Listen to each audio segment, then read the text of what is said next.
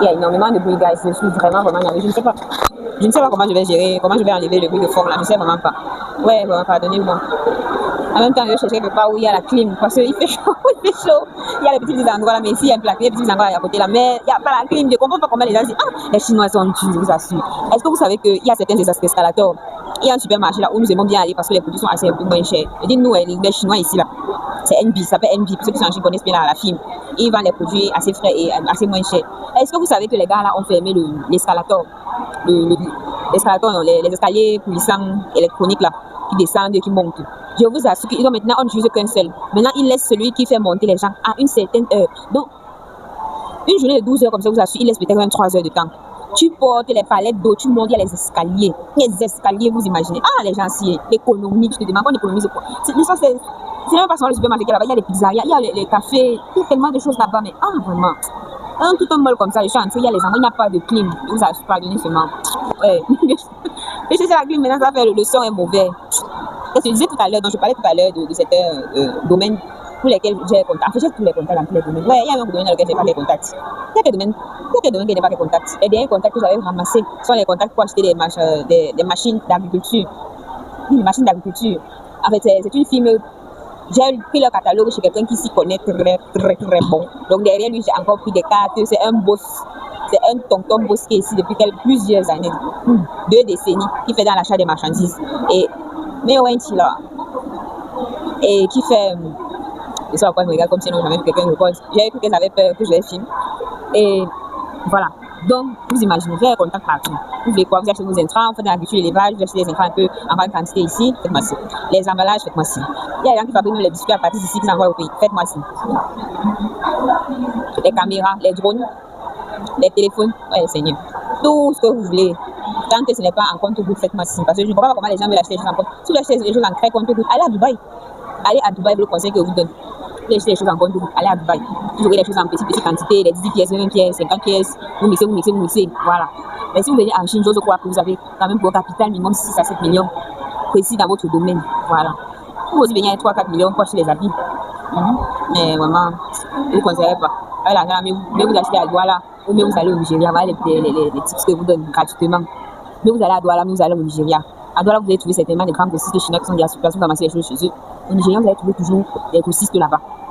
Nigériens qui sont venus acheter en très grand conteneur. Ils vendent un peu. Voilà. Donc, c'est de ça qu'il s'agit. Niveau élevé, Chine. Niveau un peu moins de 10 millions là, acheter dans les environs de l'Afrique. Ne vous cassez pas. 10 millions, 20 millions, venez en Chine à ramasser vos choses à votre niveau précis. Maintenant, si vous voulez venir prendre les petites pochettes et tout, vous n'avez pas besoin de 100 millions, vous n'avez pas besoin de 10 millions, vous venez prendre les pochettes spécifiques, des iPhones, quoi que ce soit, les accessoires, très tendance, très rare, vous venez en Chine. Vous venez en Chine acheter les bouts de Stanley, ce sont les choses pour la rentrée. Voilà, vous venez en Chine acheter. Voilà. Si vous voulez quelques sacs, vous avez 5 sacs, 50 sacs, voilà, ici on y a plein là-bas, plein. Achetez les sacs de la rentrée là-bas, vous vous vendez tranquille. Quand le capital monte, vous venez en Chine. Bref, tous vos besoins, problèmes. Et aussi, moi je suis scientifique, j'ai un background de sciences, j'ai déjà fait plus de 8 années d'études de sciences. Vous voyez, moi je me spécialise petit à petit dans le business qui regarde la science. Je sais pas si vous comprenez. Moi je vais allier mon background scientifique avec mon appétence pour le marketing et mes compétences même dans le marketing. Voilà. Si vous avez besoin de quelque chose qui se filme, biotech, les appareils, vous voyez les appareils de test, déjà même à l'université, le laboratoire d'université là, la majorité des matériaux dont vous avez besoin, la majorité des appareils dont vous avez besoin, je crois que je les connais. Ils sont ici en Chine à faible coût, moins cher. Je dis, ouais, moins cher ici en Chine. Parce que la plupart que nous utilisons dans les universités, on croit que c'est l'or là. Ici là, c'est les derniers. Donc, pour eux, c'est même les vieilleries. Et c'est très moins cher. Donc, n'hésitez pas. Il y a ça. Domaine médical.